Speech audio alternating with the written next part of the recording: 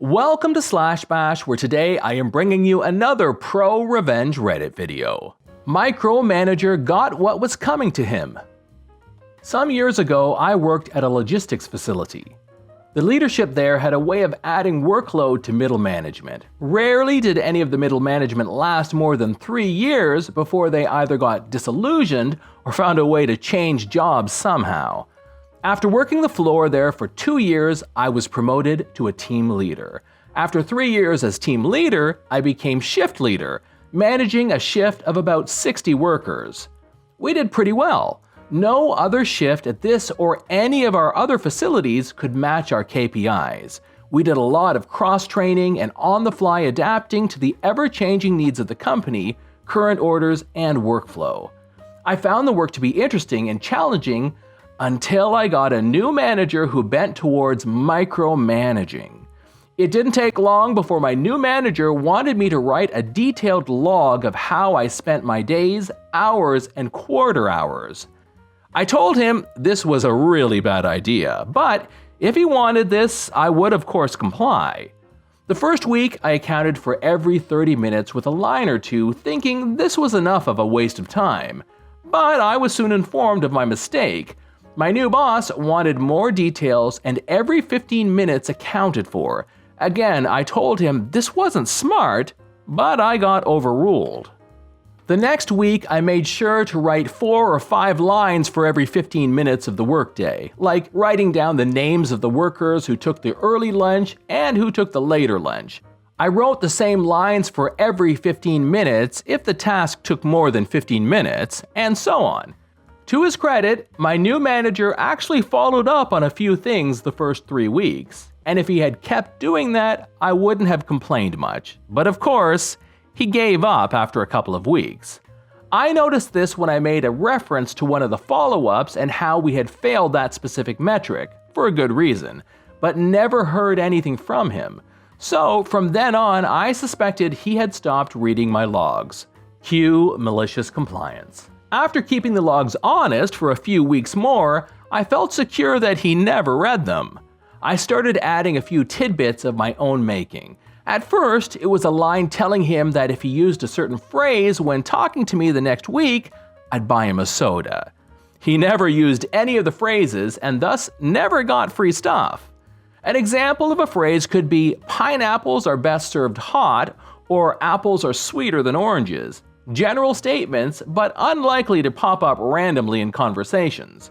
My boss still claimed he read every single one of my reports and ridiculed me for claiming it was a bad idea. As the weeks went on without having to pay up, my malicious compliance kept getting bigger and bigger. Eventually, I promised him $100 in cash if he would talk to me about a specific picking location in our facility during the next week. He didn't. But of course, I also started writing many relevant things into the logs, like questions for him on how to solve potential problems, telling him he needed to start planning for vacations well in advance of the holidays and such. Still, no response in any way, shape, or form. If he did really read them, why not use them to get questions and potential problems on the record?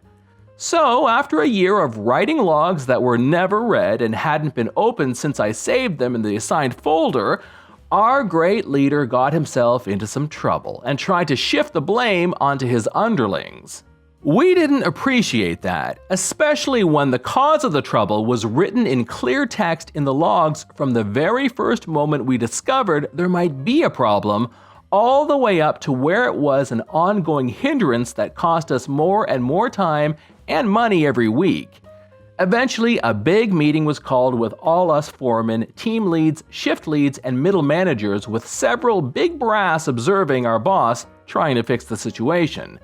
Whenever my boss went for one of my people, I stood up for them and told them I took the responsibility for the entire shift.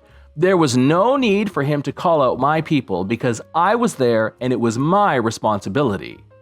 A gleam in his eye told me he was about to make me the scapegoat, and I sat there calmly while he tore me a new one. He didn't hold back and really gave me his all to such an extent that several of the big brass started stirring uncomfortably. They could probably sense he was overplaying his hand. After the tirade petered out or he had run out of steam, I asked him if he was done, and if he was done, if I could reply. He agreed and leaned back in his chair, confident in his character assassination of me. I took out my laptop, connected it to the big screen so that everyone could see, and opened the folder where my logs were saved. I pointed out that they hadn't been opened in a while and that track changes had been activated, and no changes had been logged by his user. My user was the only one that had made the logs, edited them, and saved them. I then went on describing the log entries where the problem was discovered, how we tracked its development, and its maturation into the big problem it was today. One of the best moments was when I could show everyone that we had in fact suggested several solutions to the problem many times. I had also logged that we had several meetings discussing the problem, its causes, and probable solutions, sometimes even directly asking my manager what he thought about them. There were logs that showed we had told him about this problem many times in many ways, but no logs of any solutions or response from him. I was so focused on the presentation, I didn't really look at my boss. But when I was done, I glanced up at him, and I can safely say I've never seen a face more angry than his. He was furious, but of course, his boss and his boss's boss was there, right next to him, so he couldn't do much. His boss asked him if he had anything to say for himself, but he didn't really. He claimed I had edited them later and filled in details not known at the time of writing, but he was obviously reaching for anything to save himself. One of the big brass asked about a phrase he had seen. What's so special about this picking location? I told them all about my little joke and how my boss had missed getting tens of free soda and probably $400 if he had merely said the magic words each week. Amid general laughter, I was told to leave the meeting along with anybody my pay grade or lower. 3 hours later, some security guy emptied my boss's office of his personal belongings, and 2 weeks later, a new boss arrived from another facility.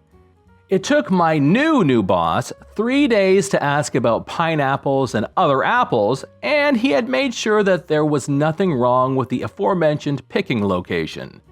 He also told me to keep the logs more general and only a few lines for each day, but to also mention things of operative importance directly to him. My newest boss and me had a great relationship where he left me and my shift mostly alone, and we kept topping out KPIs for the rest of my time in that company. My micromanager boss that was fired eventually found a new job at a lower level at another company, but he only lasted a year. 5 years later, I saw him selling used cars in a neighboring town. Life hadn't treated him well. This is John from /Bash. Thanks for watching. If you've enjoyed the video and want to be the first to know when the next one drops, then now is the time to subscribe. And make sure you click on that notification bell so you actually get informed of them. I would love for you to drop a like, share it with your friends, and I'll see you in the next one.